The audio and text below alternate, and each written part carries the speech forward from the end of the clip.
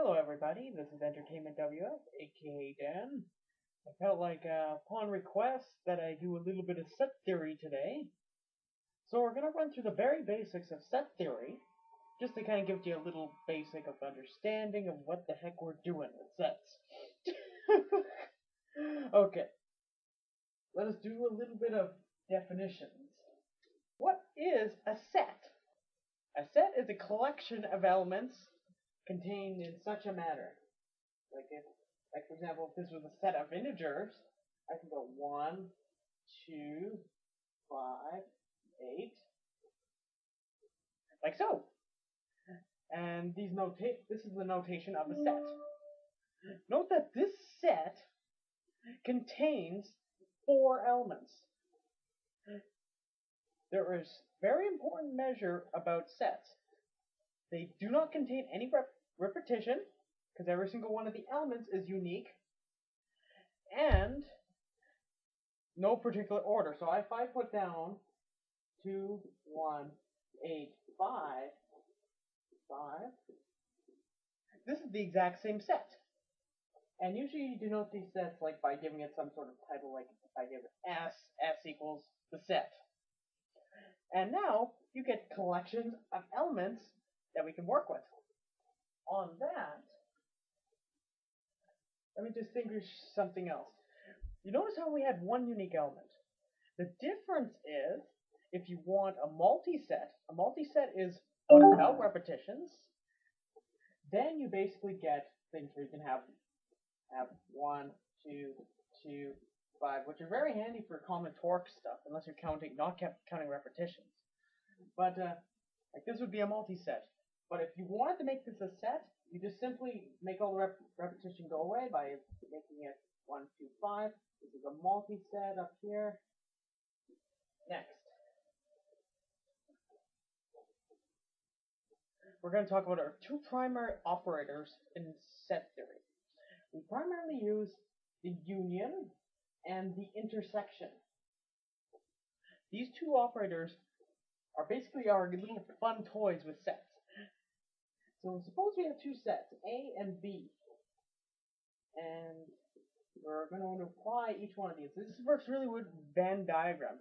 A union B is the collection of all the common, like basically if you put A, all the elements in A, and you put all the ones in B and you put them together, you join them together. For example, if I had 1, 3, 1, and if I union with 2, 1, 3, the product after is 1, 2, 3. Notice how there's 2 common elements over here. We're basically just trying to stick everything that is similar between both. And now you can kind of guess where intersection is going, because this is like the opposite of that. And with intersection, you try to remove all the elements that aren't in common between the 2. So if I take the same example, and if I perform intersection,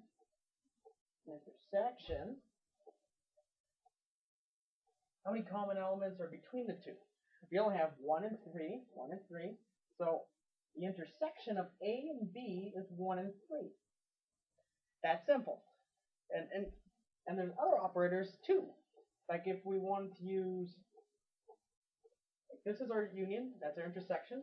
We also have A minus B, which is also denoted as this.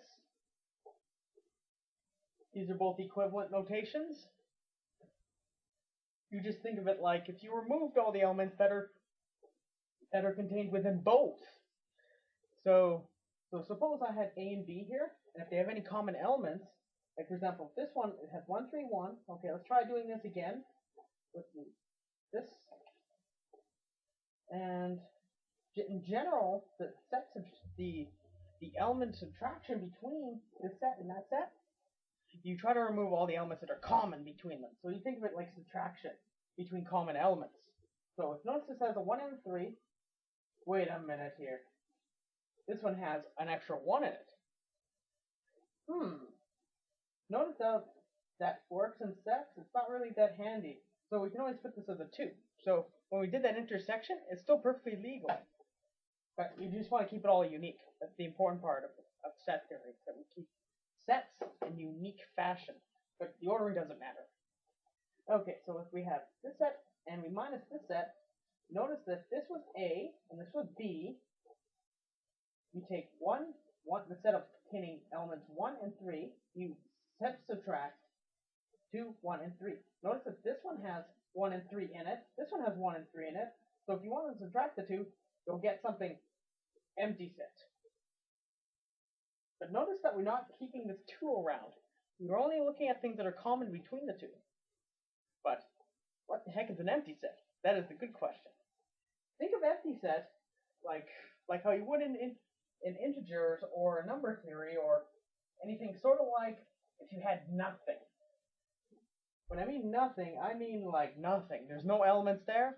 The set is empty, implies empty set, which makes kind of sense in common. At least it makes common sense that if you have two sets that don't have any common elements, like these have nothing in common, you get empty set. Because you're basically getting out nothing. That's the case of empty set. In subset and superset. Okay, if A is a subset of B, this means that everything in A is in B. So, for example, if I had 1 and 2, this could be a subset of 1, 2, 3 if all these elements are integers. So notice that this is inside of there. And if I wanted to get rid of this means that I can't ever have on this left-hand side anything that equals 1, 2, and 3. Because this is the notation we use for proper subset. That means that there's no elements between the two that are exactly the same. Like if I have this whole set on this side, this whole set on this side, then if I had a 3A in here, this wouldn't be a proper subset, and this would not hold. Normal subset notation, this would hold perfectly fine. Superset, on the other hand, is the reverse of this, so I don't really need to explain it that well. Now, we're going to talk about equals.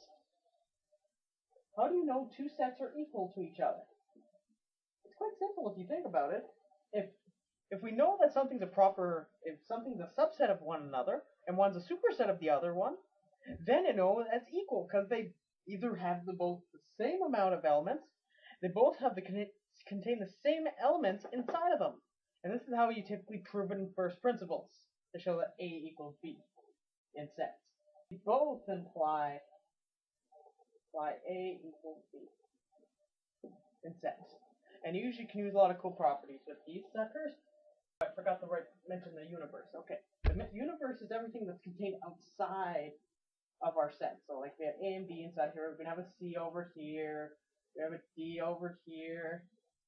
Universe contains every set. It's a superset of all the sets that we can define. Now, one important rule that we use in set theory, heck, in logic also, it applies in logic also, is called DeMorgans Law. Out by DeMorgan, good old logician. Okay, so DeMorgans